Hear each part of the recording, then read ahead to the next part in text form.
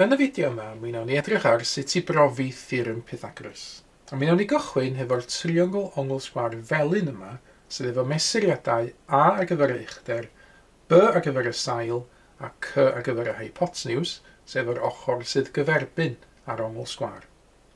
Nawr dwi am ychwanegu sgwariau i ochrau y triongl yma, fel bod y sgwâr goch, er enghraifft, yn sgwâr ar yr hypotenuse.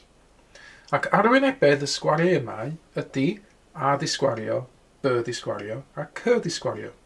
Y sgwâr goch, er enghraifft, mesuriadau y sgwâr yma fyddai C wrth C, ac felly yr arwynebedd fyddai C lluosi hefo C sydd yn C di sgwario.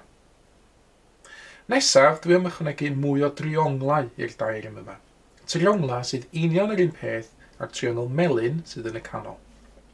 Felly, i gychwyn, na i ychwanegu 1, 2 driongl i'r gwylod ar y chwith, ac yna dwi am ychwanegu trionglau o amgylch y sgwâr goch yn y lleoliadau yma, yma, ac hefyd yn fan hyn. Nawr ar hyn o bryd mae'r diagram yma wedi cael ei liwio mewn melyn, coch, glas a gwyrdd. Ond nesaf dwi am ail liwio y diagram gan ddefnyddio lliwiau oren a piws, fel hyn. A dwi'n gobeithio nawr fyddwch chi'n gallu gweld bod yr arwynebedd oren yn hafal i'r arwynebedd piws. So chi'n gallu profi hynna trwy argraffu copi o'r diagram yma, torri ar hyd yr hypotenuse, sef yr ochr sydd wedi cael ei labelu hefo'r llythyren C, ac yna mi fyddai yr arwynebedd piws yn ffitio'n berffaith ar ben yr arwynebedd oren. Ac felly, os ydym ni'n derbyn bod yr arwynebedd oren yn hafal i'r arwynebedd piws, be fyddai'n ei nesaf ydy cychwyn tynnu trionglau ffwrdd o'r diagram. A dim ond bod fi'n tynnu un triongl piws am bob triongl oren dwi'n dynnu ffwrdd, yna bydd yr arwynebedd piws dal yn hafal i'r arwynebedd oren. Yn ail adrodd hynny, tynnu un triongl piws i ffwrdd, tynnu un triongl oren i ffwrdd, mae'r arwynebedd piws dal yn hafal i'r arwynebedd oren.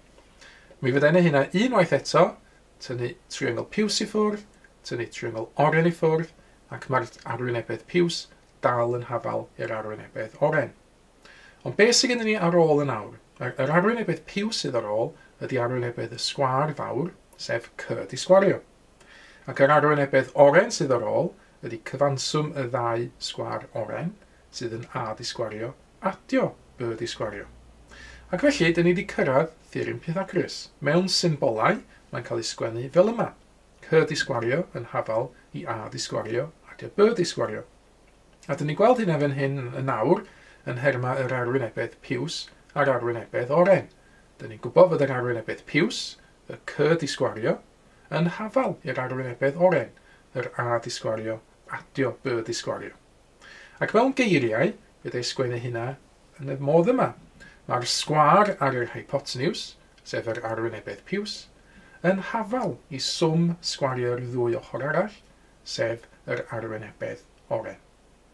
Ac felly dyna ni wedi edrych ar sef yn ei ddefnyddio triongla a sgwariau i brofi hefo lliw theorem Pythagoras.